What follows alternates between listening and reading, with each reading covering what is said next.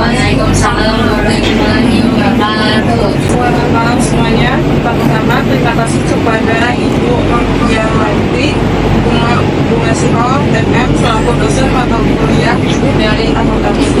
Perkenalkan, saya memulai ini dengan NIM 63247. Saya Tuti Nolongan, Radit 322 Kami dari kelompok 8 ingin mempresentasikan hasil penelitian kami yang berjudul konsep tentang likuiditas. Pengertian dari utang. Utang menurut FASD, utang adalah pengorbanan manfaat ekonomi masa yang akan datang yang timbul kewajiban sekarang suatu entitas untuk menyerahkan aktiva atau memberikan jasa kepada entitas lain di masa yang akan datang sebagai akibat transaksi masa lalu. Menurut IAI, utang adalah kewajiban perusahaan masa kini yang timbul dari peristiwa masa lalu yang penyelesaiannya diharapkan menggerakkan arus keluar dari sumber daya perusahaan yang mengandung manfaat ekonomi.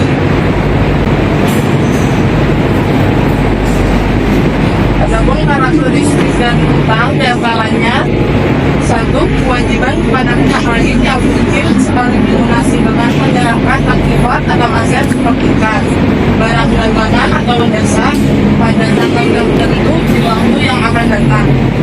2. Kewajiban tersebut di atas melekat pada pihak atau lembaga tertentu di waktu yang akan datang.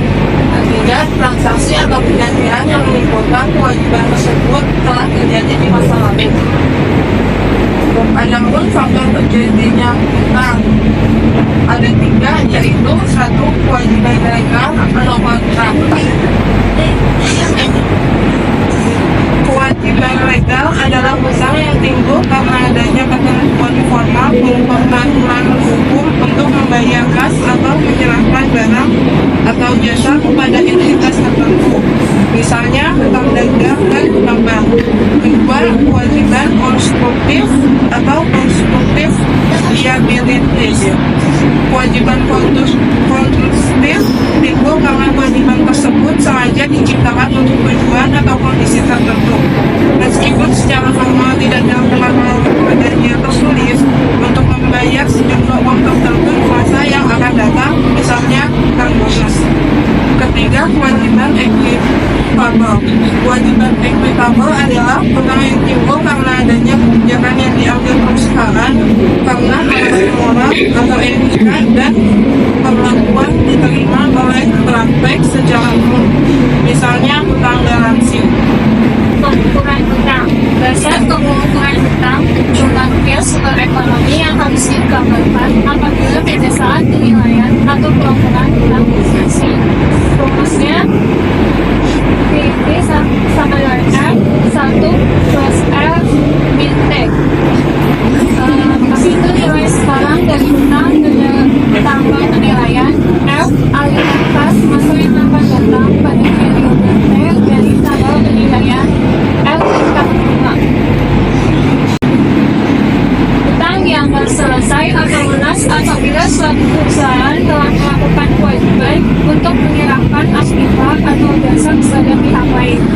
Menurut EIB, penyelesaian kewajiban dapat dilakukan dengan cara ada 5: pembayaran kas, penyerahan aktiva, pemberian bonus, penggantian kewajiban tersebut dengan kewajiban yang lain, konversi kewajiban menjadi ekuitas.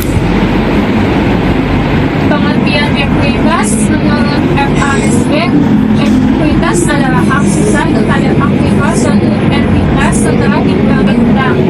Menurut EIB, hak residual atas aktiva perusahaan setelah dikurangi semua kewajiban. Selanjutnya ada karakteristik ekuitas. Yang pertama, ekuitas sama dengan aktiva neto, yaitu selisih antara aktiva perusahaan dengan pihak perusahaan. Yang kedua, ekuitas dapat bertambah atau berkurang karena kenaikan atau penurunan aktiva neto, baik yang berasal dari sumber bukan pemilik atau pendapatan biaya diinvestasi oleh pemilik atau distribusi kepada pemilik. Sekali ekuitas